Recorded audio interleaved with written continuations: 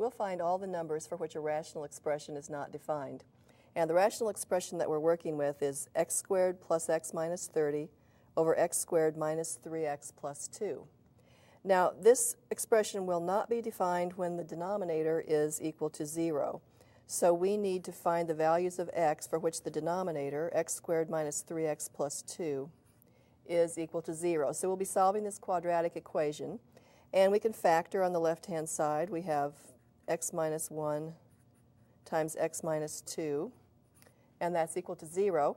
And now using the principle of zero products, we can say that x minus 1 equals 0 or x minus 2 equals 0. And we'll solve each of these equations.